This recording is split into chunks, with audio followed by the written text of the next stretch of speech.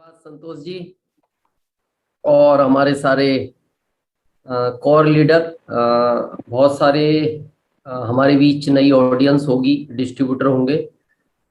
तो core leader का थोड़ा सा महत्व हम आपको बताएं कि एमराल्ड एक पिन होती है जहां कम से कम टर्नओवर होता है 1 मंथ का 50 लाख, 50 लाख।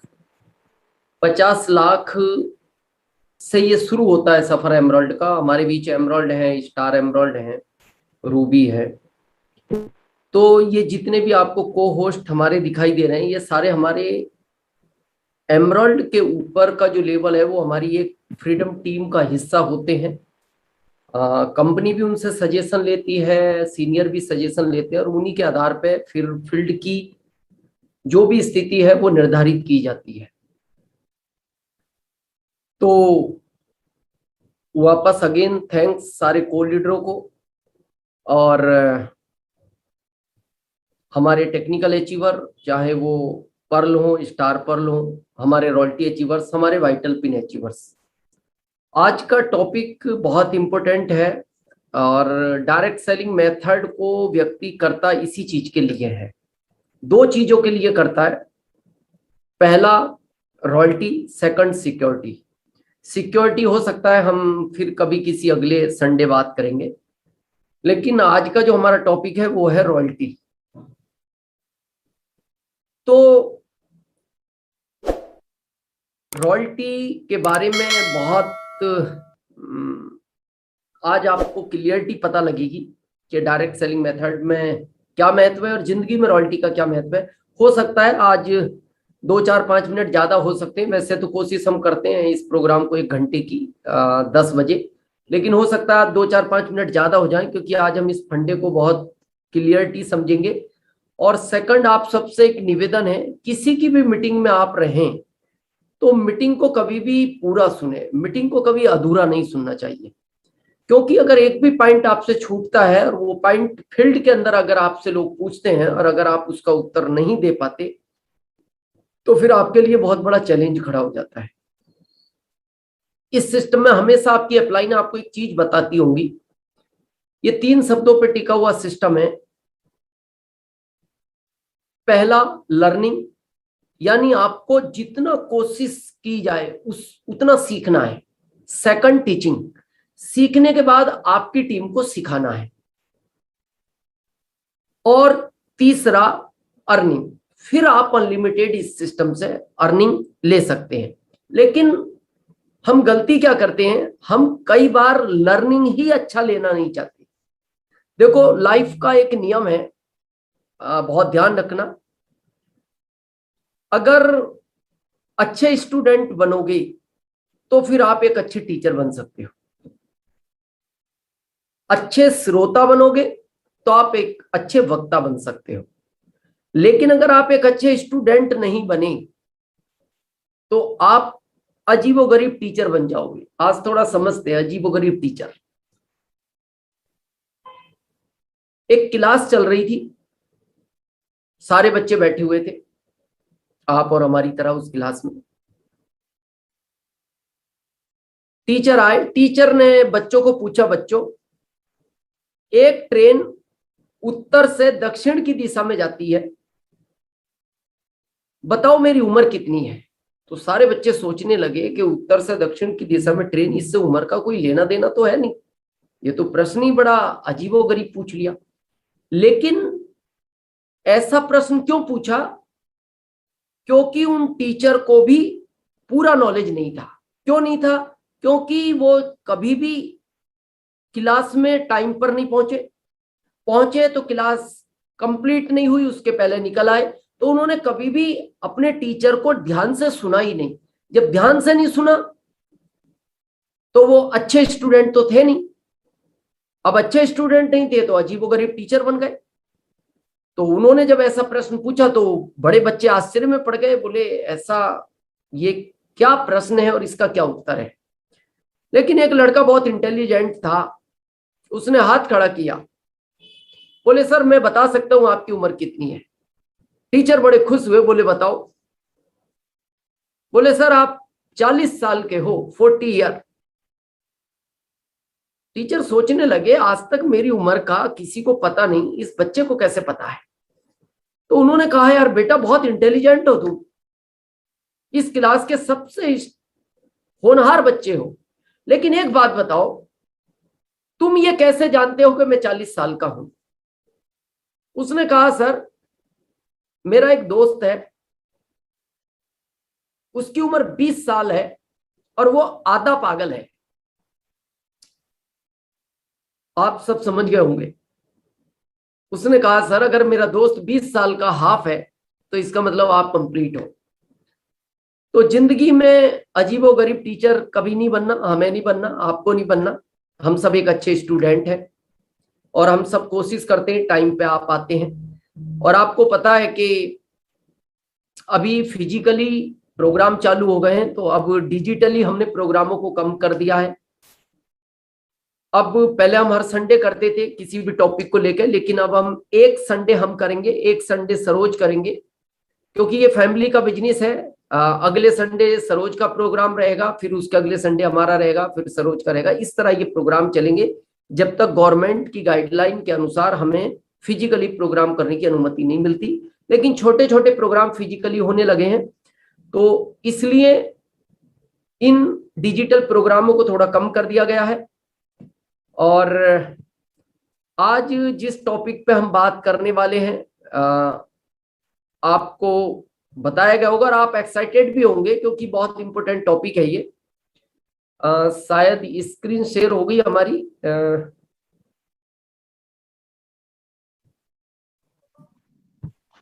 हो गई। संतोष जी हैंड ऊपर कर दें, आप देख रहे हैं हम आपको। स्क्रीन शेयर हो गई क्या हमारी? जी जी सर। ओके जी हो गई sir. Thank you.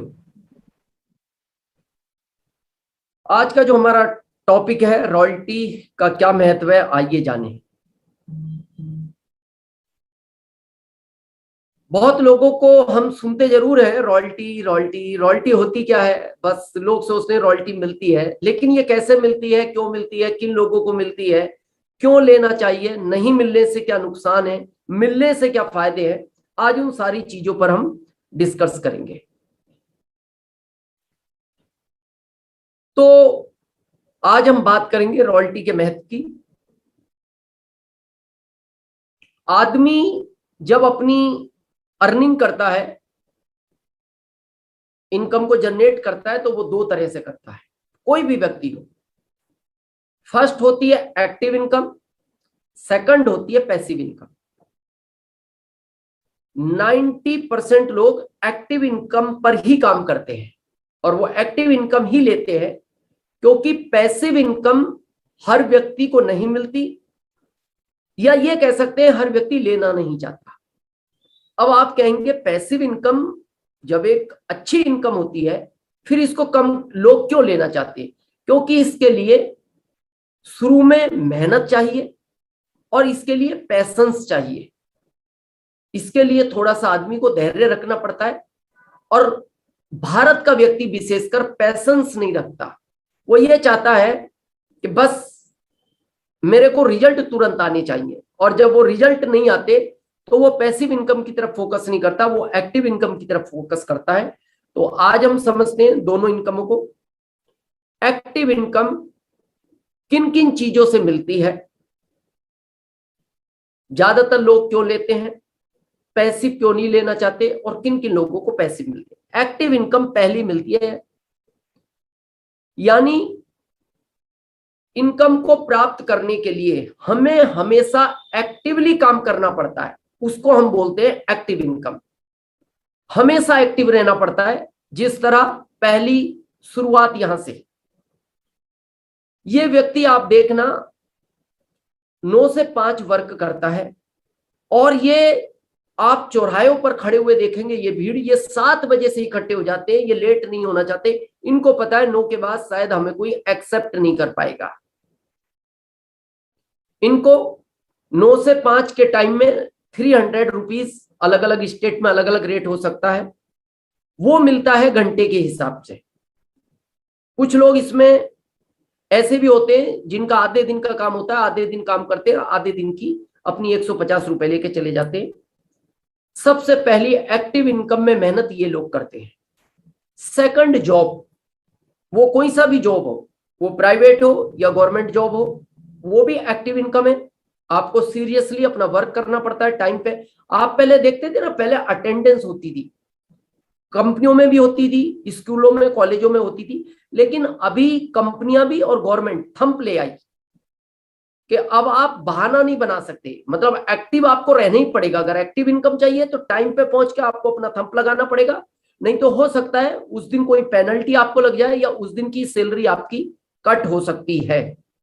Second, active income के लिए लोग ब्रोकरी करते हैं, जिसको हम ब्रोकरी कह सकते हैं।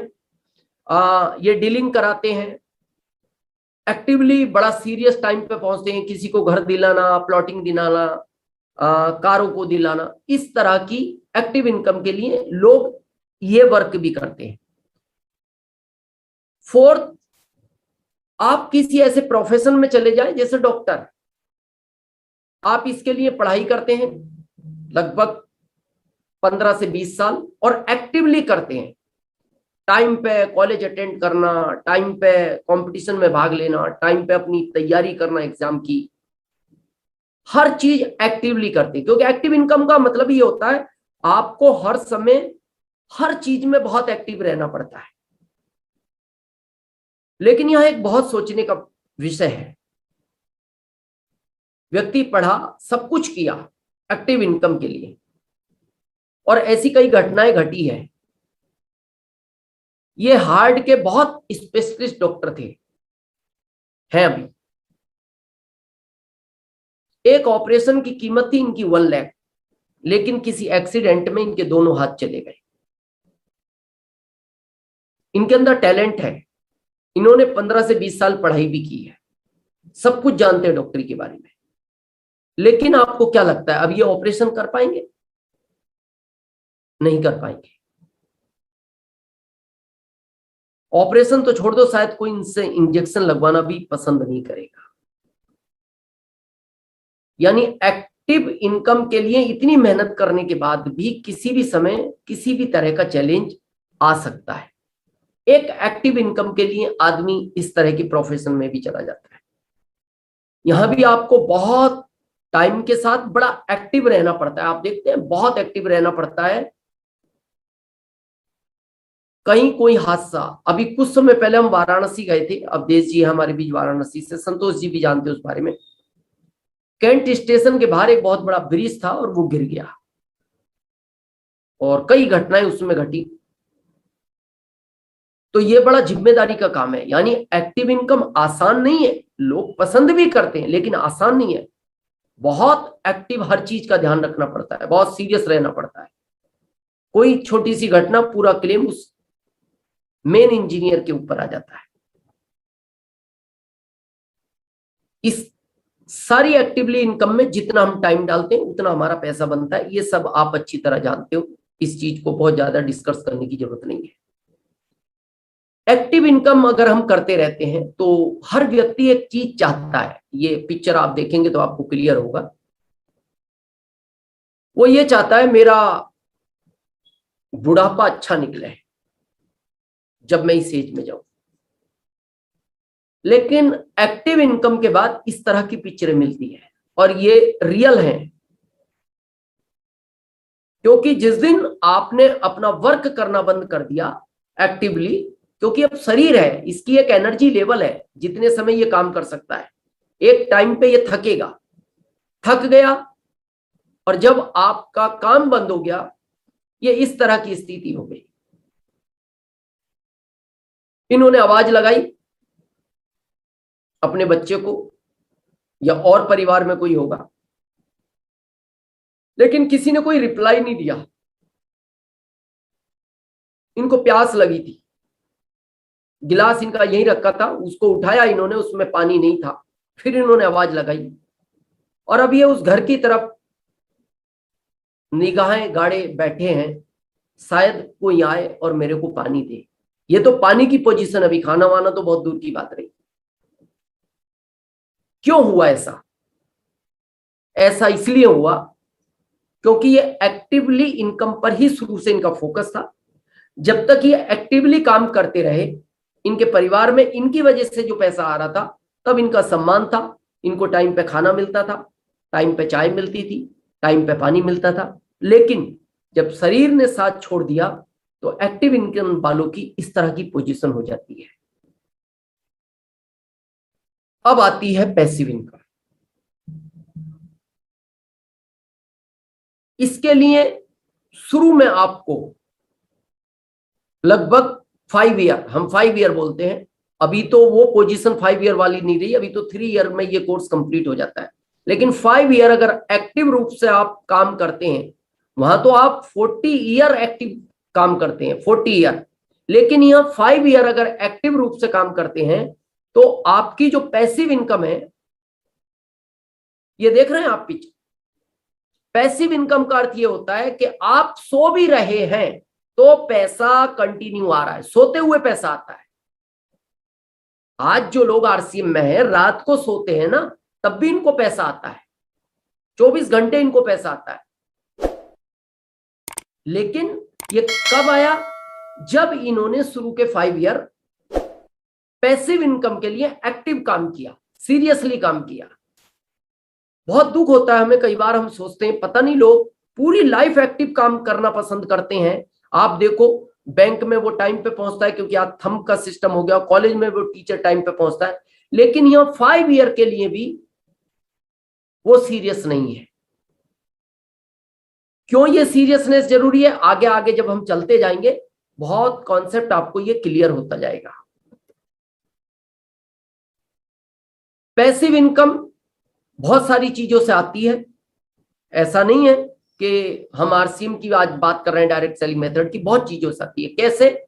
जैसे आप फॉर एग्जांपल एक बहुत बड़ा घर बनाएं, बहुत सारे रूम बनाएं और उनको आप रेंट पे दे दें,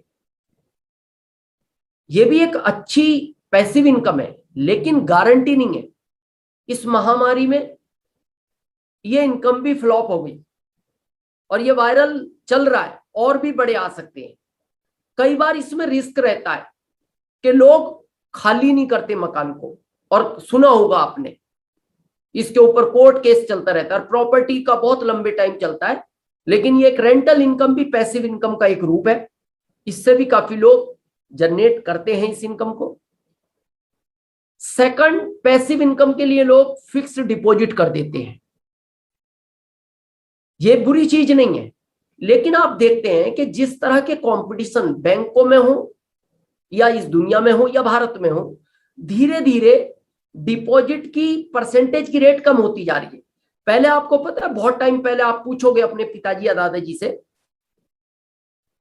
3 साल में पैसा डबल हो जाता था, कुछ समय बाद 4 साल में हो जाता था, फिर 5 साल में हो जाता था। अभी 10 में भी नहीं कर पा रही बैंक। क्यों? कंपटीशन की वजह से ये धीरे धीरे ये टाइम बढ़ता जा रहा है। तीसरी, म्यूचुअल फंड, जो लोग इसमें काम करते हैं वो जानते हैं, इस तरह की भी पैसिव इनकम के लिए लोग काम करते हैं। थोड़ा थोड़ा पैसा कमा के, मंथली भी ये सिस्टम होता है, हाफ ईयरली भी होता है, क्वार्टरली भी होता है, ईयरली भी होता है। लोग थोड़ा थोड़ा सेविंग करके, लेकिन ये मार्केट के ऊपर आधारित होता है। मार्केट अप होता है तो यहाँ पैसा बढ़ता है, मार्केट डाउन होता है तो ये पैसा कम भी हो जाता है। लेकिन हाँ, रिस्क नहीं है, जितना लगाया लगभग वो रहता है। पैसिव इनकम के लिए लोग इस तरह की चीजों में भी वर्क करते हैं।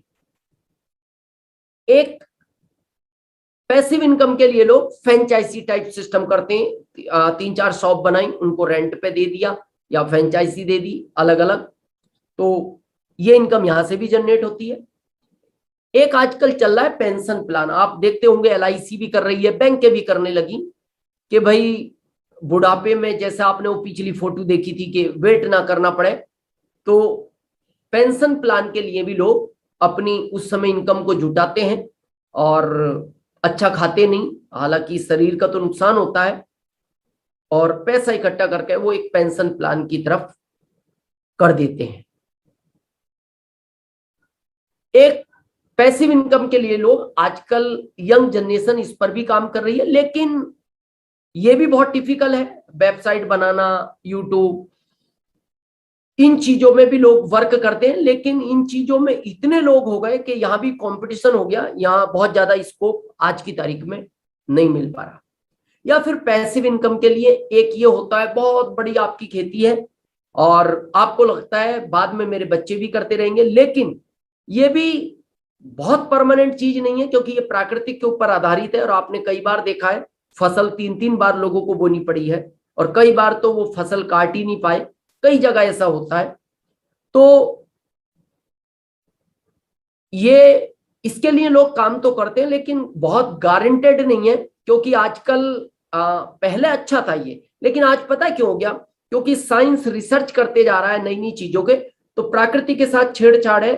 तो प्राकृतिक बिना टाइम, कभी बारिश हो रही है जब बारिश की आवश्यकता तो नहीं होती, तो इस तरह के चैलेंज इस तरह की इनकम में आ जा रहे हैं। फिर एक पैसिव इनकम के लिए ये भी वर्क है। आप या तो इस परिवार में जन्म ले लो, या फिर आप इस जैसी एक फैक्ट्री बना लो। आप अपनी नहीं बना लो, मारुति ने बनाई, आप और कोई कंपनी बना लो, बहुत सारी कंपनियां हैं, ये एग्जाम्पल आपको दिखाया। तो यहां भी आपकी पैसिव इनकम का मतलब होता है आपने वर्क किया, बच्चे उसकी इनकम ले। तो जितनी अभी हमने पैसिव इनकम पे बात की, खेती हो या ये फैक्ट्री हो, तो इसके अंदर भी आपने एक बार एम्पायर खड़ा किया और आपके बच्चे उसको चलाएं, लेकिन ये गारंटी नहीं है फिर भी, क्योंकि पिछली एक प्रोग्राम में शायद हमने बात की थी, धीरूभाई अंबानी के 2 सुपुत्र हैं, अनिल अंबानी और मुकेश अंबानी। दोनों को बराबर प्रॉपर्टी दी गई, दोनों को एक साथ विदेश में पढ़ाया गया, एक जैसी एजुकेशन थी, एक जैसा खाना था, लेकिन अनिल अंबानी जी अभी बहुत कर्ज में हैं, जबकि सबने ये सोचा था आज ये दोनों बच्चे बहुत ऊंचाइयों में जाएंगे और हमेशा अपने पिता का बनाए हुए एम्पायर की ये पैसिव इनकम लेते रहेंगे। लेकिन ये भी संभव नहीं है, यहां भी टैलेंट चाहिए। उसके बाद एक पैसिव इनकम जिसको बोलते हैं रॉयल्टी।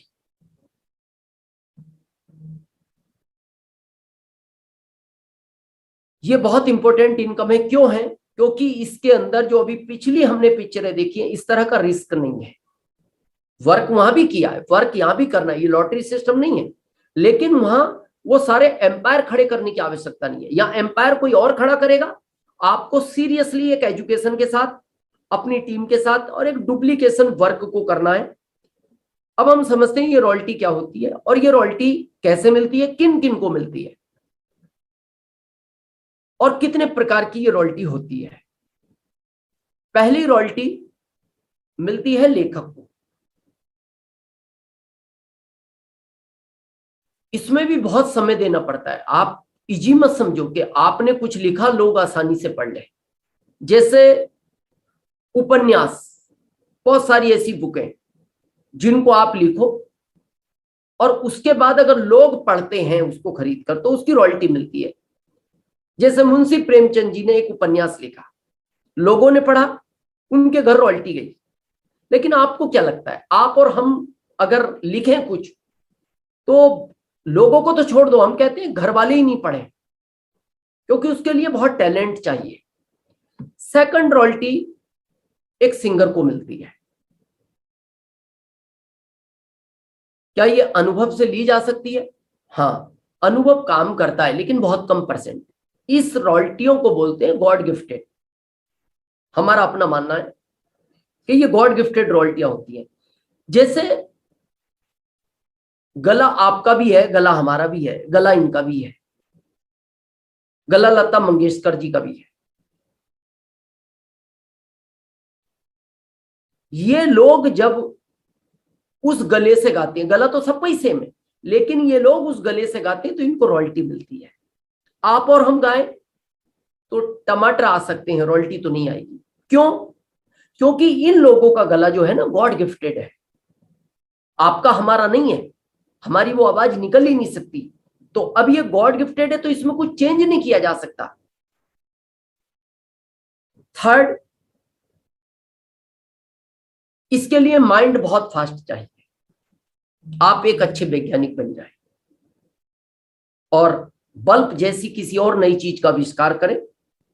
इस बल्ब का आविष्कार जब इन्होंने किया आज भी दुनिया की कोई भी कंपनी जब बल्ब बेचती है तो इनके बच्चों को रॉयल्टी जाती है। एक सिंगर ने अपना गाना गाया, आज वो इस दुनिया में नहीं है, लेकिन जब भी उस गाने को लोग सुनेंगे उनके बच्चों को रॉयल्टी जाएगी। लेकिन चौथी प्रकार की जो रॉयल्टी है ये हमारा आरसीएम देता है। ये 3 रॉयल्टी भी गॉड गिफ्टेड है। यहां मेहनत है, मेहनत यहां भी है, लेकिन वहां गॉड गिफ्ट भी है। यहां गॉड गिफ्टेड नहीं है। हम ये कहते हैं इस सिस्टम की रॉयल्टी को एक बच्चा ले सकता है, एक बूढ़ा आदमी ले सकता है, एक जवान ले सकता है, एक गांव का ले सकता है, एक शहर का ले सकता है, एक अनपढ़ ले सकता है, एक पढ़ा लिखा ले सकता है, एक अंगूठा छाप ले सकता है, एक महिला ले सकती है, एक छोटी बच्ची ले सकती है। ये रॉयल्टी सबके लिए है। और हमने जो आरसीएम किया ये रियल है। हमने 2 चीजों के लिए आरसीएम किया था, एक रॉयल्टी और एक सिक्योरिटी। सिक्योरिटी टॉपिक हम कभी और बात करेंगे, वो भी बहुत महत्वपूर्ण टॉपिक होता है डायरेक्ट सेलिंग मेथड का, लेकिन ये रॉयल्टी भी बहुत महत्वपूर्ण टॉपिक है। अब इस सिस्टम में अगर आप आए हैं तो यह टाइम पास नहीं करना, सीरियस रहना। आए हैं तो हम यहां रॉयल्टी के लिए आए हैं। यहां हम 2 4 5 10 हजार कमाने के लिए नहीं आए। ये रोजी रोटी का बिजनेस नहीं है, ये आदमी की लाइफ चेंज करने का बिजनेस है। देखिए इस पिक्चर को, बहुत लोग आरसीएम को भी इस तरह करना चाहते हैं। क्या नजर आ रहा है इस पिक्चर से? ये पिक्चर से ये नजर आ रहा है कि इस प्राणी का, ये प्राणी शिकार है, ये भोजन है उसका, और ये भोजन के लिए बिल्ली उस चूहे के पीछे दौड़ रही है। लेकिन ये चूहा इसके हाथ नहीं आया, ये चूहा जाके बिल में घुस गया, और ये बिल्ली उस बिल के बाहर बैठी रही बहुत टाइम तक। चूहा बार बार झांकता और अंदर चला जाता, ये झपट्टा भी मारती लेकिन वो अंदर चला जाता। जब बिल्ली बहुत टाइम हो गया तो बिल्ली ने एक बहुत सटीक प्रश्न पूछा उस चूहे से, अपनी लैंग्वेज में, और उसने भी अपनी लैंग्वेज में कहा। बिल्ली ने एक प्रश्न पूछा, तुम मेरे से शरीर में छोटे हो, तुम मेरे से उम्र में छोटे हो, तुम मेरे से ताकत कम रखते हो, तुम मेरे से भाग भी तेज नहीं सकते, लेकिन आज मैंने पूरी एफर्ट्स लगाई, पूरी मेहनत की, पर तुम मेरे हाथ क्यों नहीं आए? उस चूहे का बहुत सटीक जवाब था। इससे शायद आपको रॉयल्टी समझ में आएगी। उस चूहे ने कहा, बिल्ली मौसी, तुम तो अपने एक समय के लंच के लिए दौड़ रही थी, यानी तुम्हारा एक टाइम का भोजन था, मैं इसलिए तुमने भी अपना पूरा प्रयास किया और मैंने भी अपना पूरा प्रयास किया, लेकिन मैं बच गया। मैं अब आपके प्रश्न का उत्तर देता हूं। तुम तो अपने एक समय के लंच के लिए दौड़ रही थी और मैं अपनी लाइफ के लिए दौड़ रहा था। मैं अपना जीवन बचाने के लिए भाग रहा था और तुम अपने भोजन के लिए भाग रही थी। इसलिए तुम्हारे अंदर ताकत भी ज्यादा थी, सब कुछ ज्यादा था। मैं इसलिए हाथ नहीं आया क्योंकि मेरे को मेरा जीवन था, मेरे को मेरा जिंदगी दिखाई दे रही थी, मेरे बच्चों की जिंदगी दिखाई दे रही थी। मेरे बगैर मेरे बच्चों का क्या होता, इसलिए मैं तुम्हारे।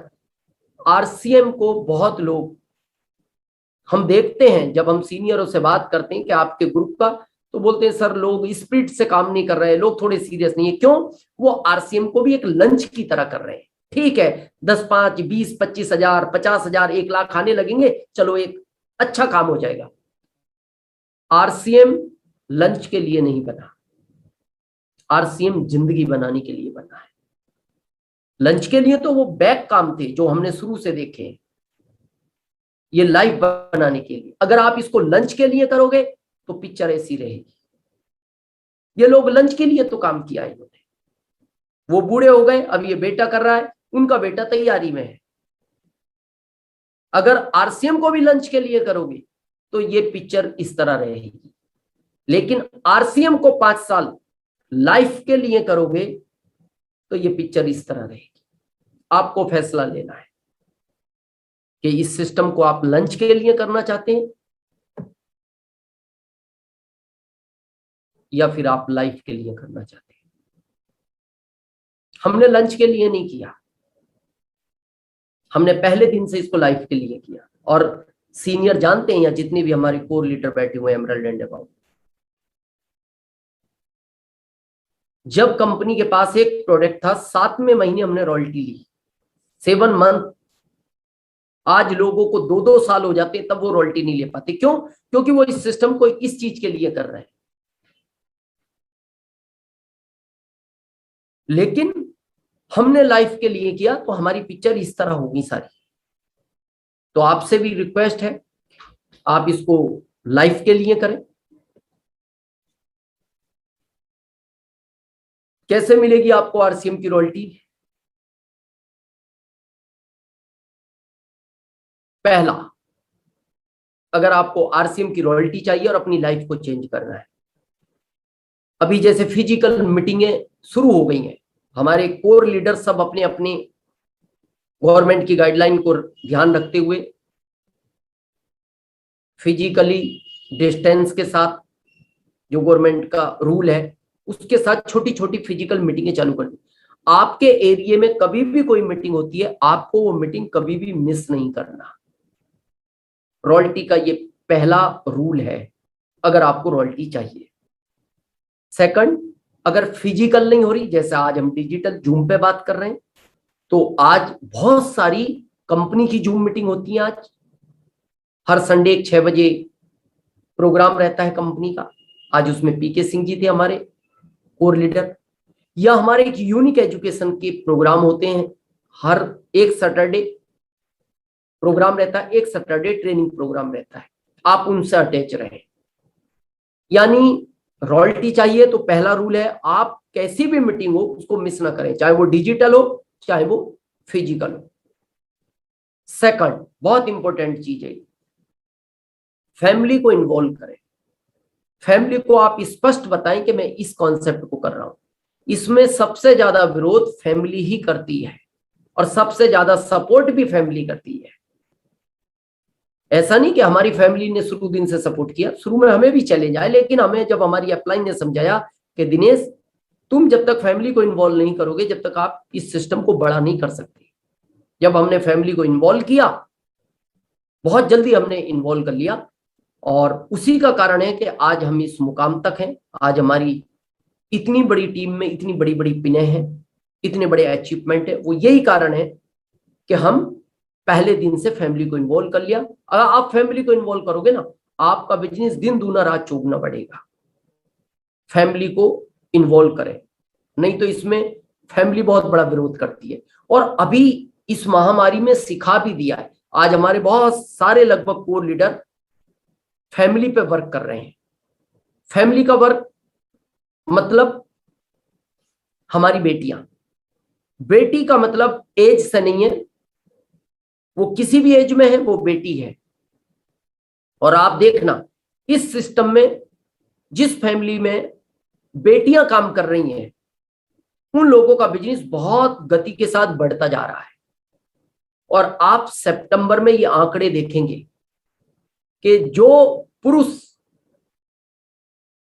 लंबे टाइम से रॉयल्टी नहीं ले पाए, वो बेटियों ने बहुत शॉर्ट टाइम में उस रॉयल्टी को लेकर दिखाया। ये चीजें आपको देखने को मिलेंगी।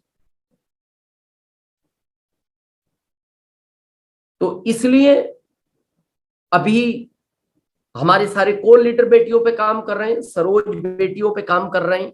और इसीलिए हमने डिसाइड किया, क्योंकि कंपनी ने भी कहा कि कंपनी के हर वेंडर्स के साथ हमारे प्रोग्राम होते हैं, तो उन्होंने कहा कि आप एक संडे गैप दो, एक संडे महिलाओं का प्रोग्राम होना चाहिए बेटियों के लिए, तो आप मैडम को उस टाइम एक संडे आप मैडम को दे दो। तो फिर हमने डिसाइड किया कि एक संडे हम रहेंगे, एक संडे सरोज रहेंगे। और हमारी बेटियां जो आज काम कर रही हैं, और सारे कोर लीडरों के ग्रुप में ऐसी ऐसी बेटियां हैं, आप देखो कि सितंबर में ऐसे आपको नजारे देखने को मिलेंगे कि कितने कम टाइम में उन्होंने अपने आप को इंप्रूवमेंट किया। तो इस पे आपका फोकस होना चाहिए, क्योंकि बेटियां आगे आएंगी तो ये भारत आत्मनिर्भर बनेगा। और अभी गवर्नमेंट भी यही चाहती है, सब लोग यही चाहते हैं कि हर व्यक्ति अपने पैरों पर खड़ा हो। अभी 15 अगस्त को माननीय श्री मोदी जी ने कहा कि अगर इस भारत को अब आगे लाना है तो बेटियों को कंधे से कंधा मिला के काम करना पड़ेगा, बेटियों को आप आगे लाओ। सेकंड, उन्होंने एक बहुत अच्छी चीज कही कि अब आप काम ढूंढने का प्रयास मत करो, काम देने का प्रयास करो। और जब वो ये बात कर रहे तो हमें लग रहा है वो हमारे आरसीएम की बात कर रहे थे, और उस तरह आरसीएम में हमारी बेटियां भी काम कर रही हैं, और हमें लगता है कि बहुत कम समय में आरसीएम की वजह से ये भारत आत्मनिर्भर बनेगा। ये चीज आपको बहुत जल्द देखने को मिलेगी। आरसीएम में जब रॉयल्टी आती है, टाइम फ्रीडम, मनी फ्रीडम और सिक्योरिटी, ये तीनों चीजें मिलती है। आज हर चीज में पैसा तो है, बहुत चीजों में पैसा है, लेकिन वह टाइम नहीं है। पैसा बढ़ता है तो टाइम और कम होता जा रहा है। देखो, एक मजदूर है ना, सुबह 9 से 5 काम करता है, बाकी उसके पास टाइम ही टाइम है। लेकिन अगर एक व्यक्ति पर डे के अगर 1,000 कमा रहा है तो उसके पास टाइम कम हो गया, 2,000 कमा रहा है तो टाइम और कम हो गया, 10,000 कमा रहा है तो टाइम और कम हो गया। मनी बढ़ी तो टाइम कम हो गया, टाइम ज्यादा है तो मनी कम है। सिक्योरिटी तो है ही नहीं, सिक्योरिटी सिर्फ आरसीएम की रॉयल्टी में मिलती है। पता है क्यों? अब आप कहोगे पिछली 3 रॉयल्टियों में क्यों नहीं थी?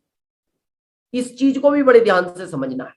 पिछली 3 रॉयल्टी थी लेखक यानी राइटर, सिंगर और साइंटिस्ट।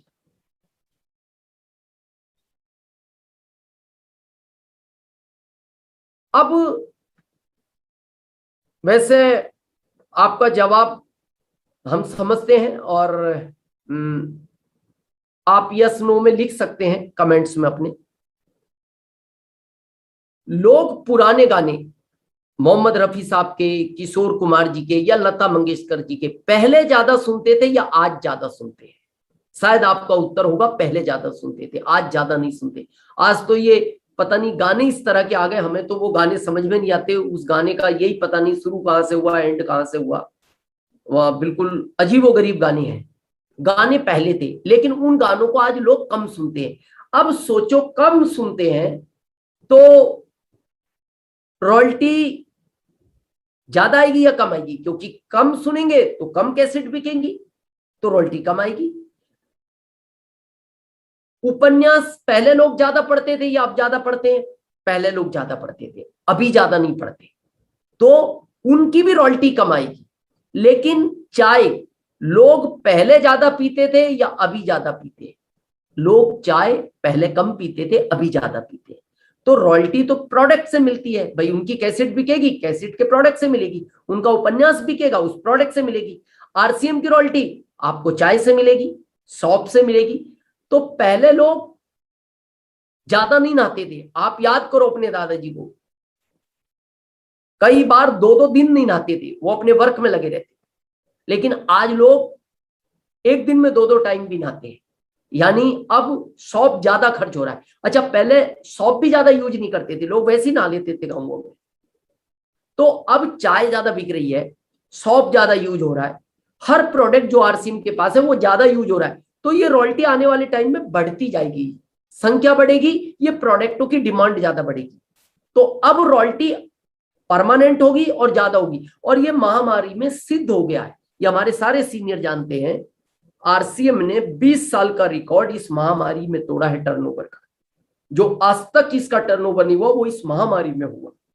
यानी घर बैठे लोगों ने प्रोडक्ट मंगाए, आसपास वालों ने मंगाए, क्योंकि बाकी प्रोडक्टों की डिलीवरी बंद होगी। और हमारे प्रोडक्टों के बारे में पता लगा कि ये इम्यूनिटी पावर बढ़ाते हैं, ओरिजिनल है और रिजनेबल रेट पे मिलते हैं। तो हमारे प्रोडक्ट ज्यादा इस महामारी में सेल हुए, तो हमारी रॉयल्टियां ज्यादा निकली। आप देखते हो ना, मार्च में पिनों की बरसात हुई, अभी आप सितंबर में देखोगे, सितंबर में अभी हमने जो जिक्र किया था बेटियों की, इतनी बेटियों की पिनें निकलेंगी, आप आश्चर्य में रह जाओगे कि एक बेटी होकर इतने कम टाइम में इन्होंने पिनें कैसे निकाली।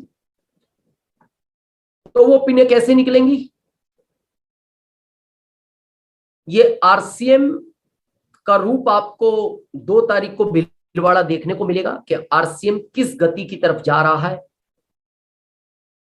और पहला शायद फिजिकल, इस महामारी के बाद फर्स्ट टाइम ये प्रोग्राम होगा आरसीएम वर्ल्ड में,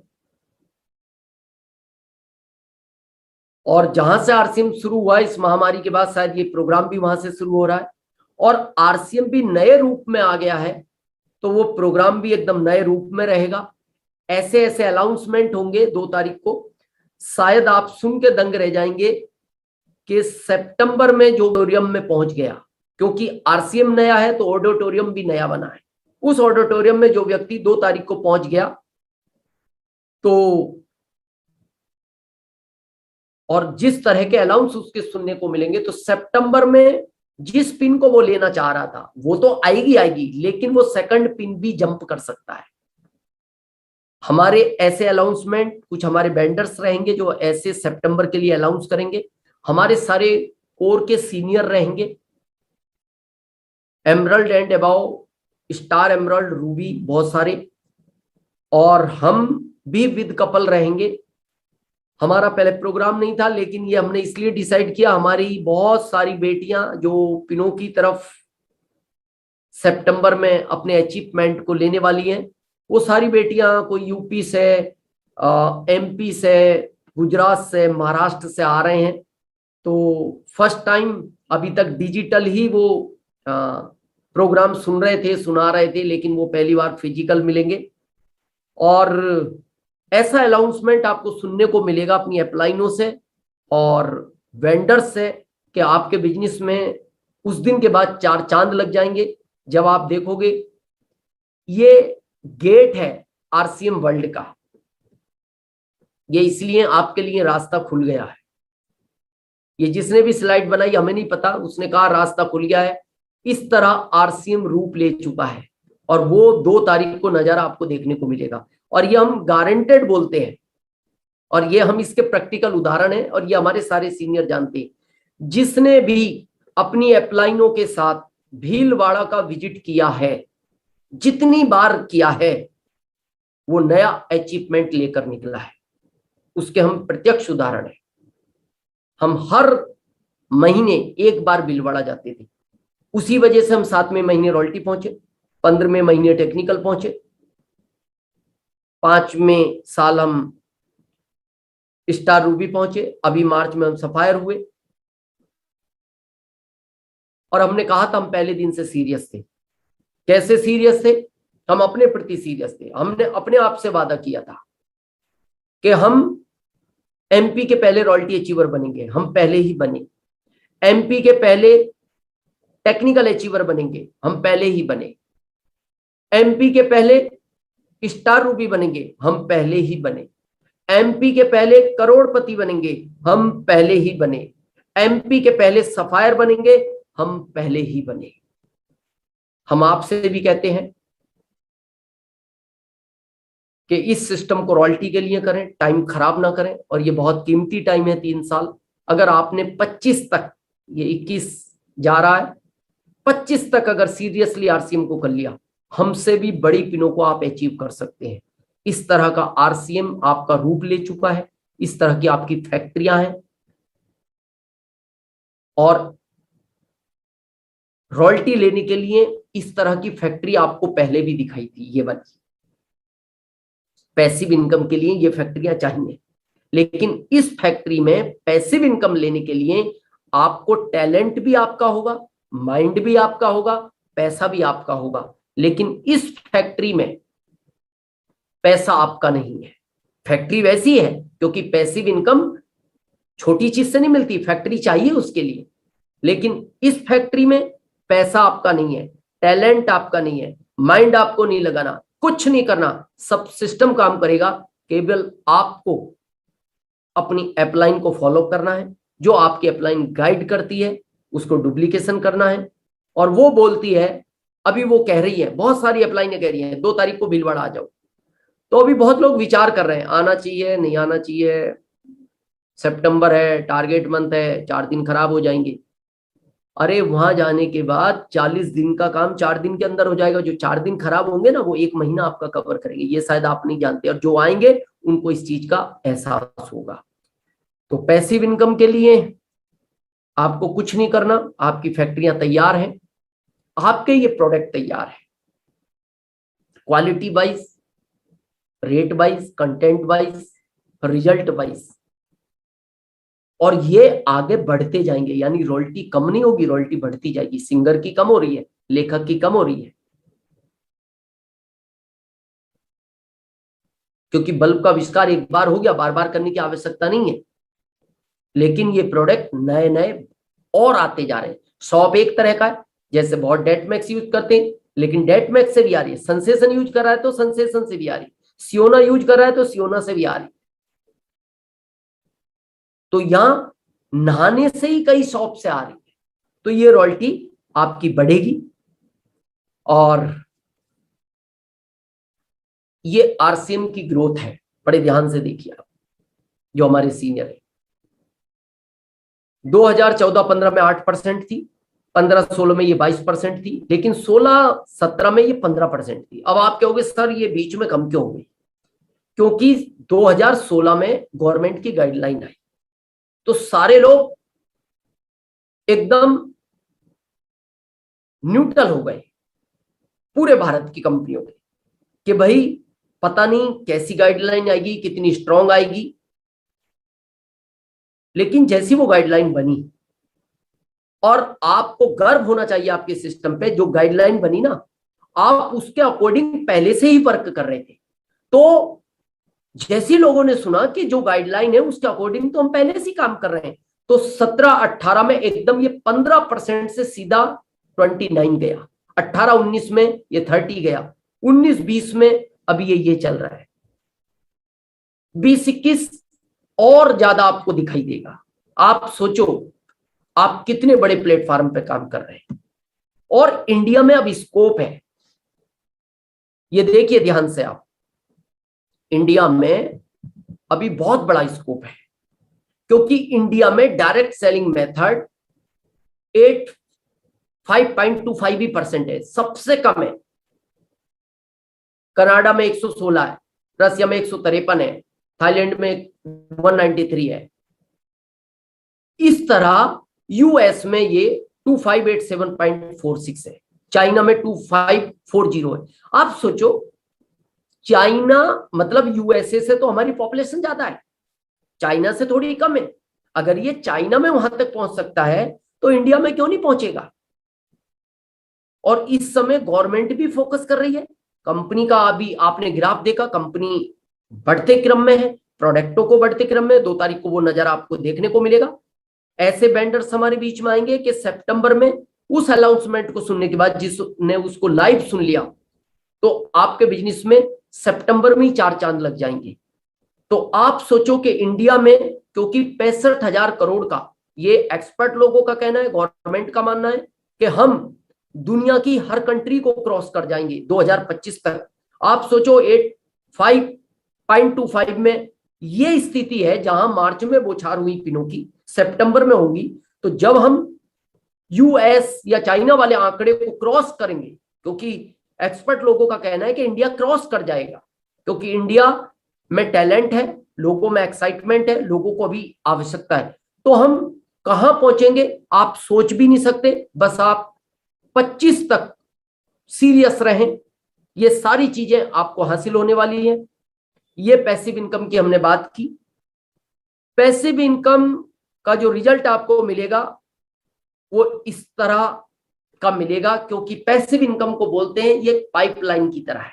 बस एक बार आपने पाइपलाइन बिछाई, उसमें से फिर पाइपलाइन निकलती जाएंगी, भारत के हर घर में पानी जाएगा, तो वो घर भी खुशहाल होगा, आप भी खुशहाल होंगे। इस पाइपलाइन को एक बार बिछाना पड़ता है। बाकी आप देखो, पानी की परंपरा पुरानी क्या थी? कुएं से पानी खींच के लाओ, डेली लाना पड़ता था, या हेडपंप चलाओ डेली। लेकिन एक बार, पैसिव इनकम को बोलते हैं आरसीएम की, एक बार आप अपनी पाइपलाइन बिछा दो। जो आज हमारे जितने भी ये emerald and above core leader है, इन्होंने अपनी पाइपलाइन बिछाई है और गति से ये बिछाने पे काम कर रहे हैं। तो आप भी एक बार अपनी पाइपलाइन को बिछाएं, फिर उसके बाद जिंदगी भर खाली बच्चा बाल खोलेगा पानी फोर्स से आएगा, पोता बाल खोलेगा तो पानी आएगा, पड़पोता बाल खोलेगा तो पानी आएगा, उसके बाद उसका बच्चा खोलेगा तो पानी आएगा, फिर बाल ही खोलना है, क्योंकि पाइपलाइन तो आप बिछा के जा चुके हो। और लाइफ इस तरह की हो जाएगी। ये पिक्चर बड़े ध्यान से देखना, ये पता नहीं आपको इससे क्या मिलता है, लेकिन ऐसी पिक्चरों से हमें बहुत प्रेरणा मिलती है। ये बच्चा अपने दादाजी को दूध लेकर आया, बिस्कुट लेकर आया, अपना भी लेकर आया। दादाजी खुश थे। दादाजी ने इसको पूछा, बेटा तुम इतने छोटे हो, तुम पहले मेरे को दूध और बिस्किट खिलाते हो, फिर तुम खाते हो, ऐसा क्यों? ये छोटे से बच्चे ने एक बहुत सटीक जवाब दिया। शायद वो हो सकता है आपके दिल को छू जाए और आज से आप सीरियस हो जाएं और इस पैसिव इनकम के लिए आप काम करना शुरू कर दें। इस पोते ने अपने दादाजी को कहा, दादाजी मैं ये दूध और बिस्किट आपको सुबह इसलिए ला के देता हूं, उसके बाद मैं अपने खाता हूं और दूध पीता हूं, क्योंकि मेरे पापा कहते हैं मेरे से, बेटा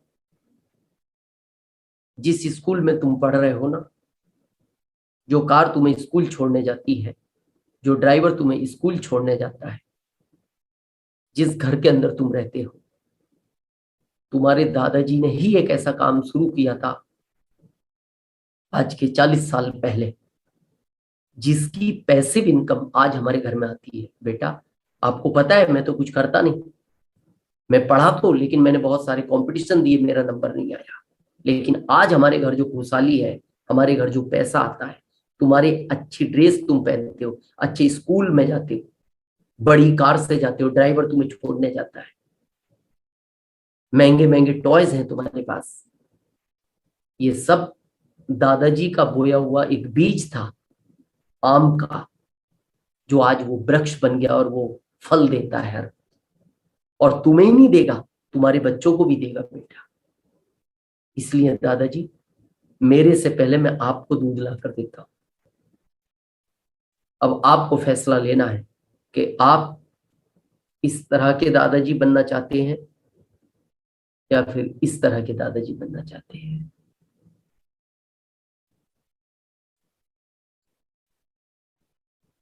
अगर आप सीरियस है अपने जीवन के प्रति, तो ये पिक्चरें आपको अंदर से झगोड़ देंगी।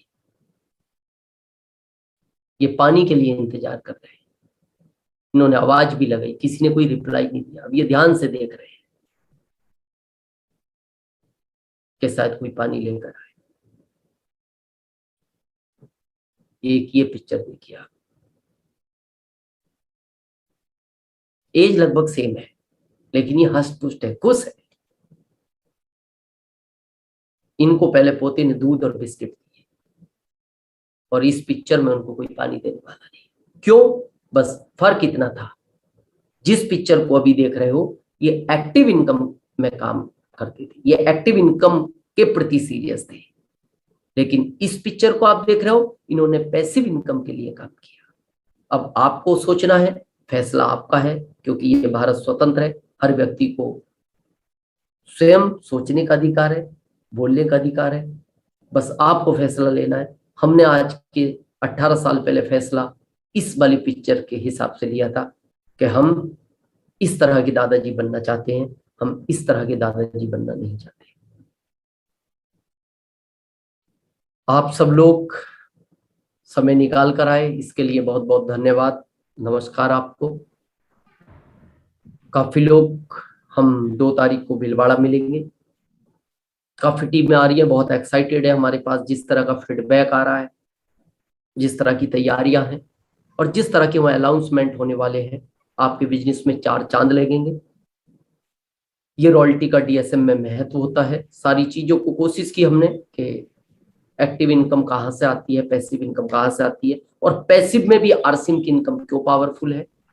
और फिर नेक्स्ट संडे सरोज का प्रोग्राम रहेगा। अब सरोज संडे ही रहा करेंगे, एक संडे हमारा, क्योंकि कंपनी के वेंडर्स के साथ भी अभी फिजिकल तो मीटिंगें नहीं है, डिजिटल है, तो उसमें थोड़ा सा समय देना पड़ता है, तो इसलिए हमारे सीनियर फिजिकल काम करने लगे, तो इसलिए डिजिटल को थोड़ा कम किया है। और फिर उसके बाद अगले संडे हम फिर किसी नए टॉपिक के साथ मिलेंगे। नमस्कार, जय आर।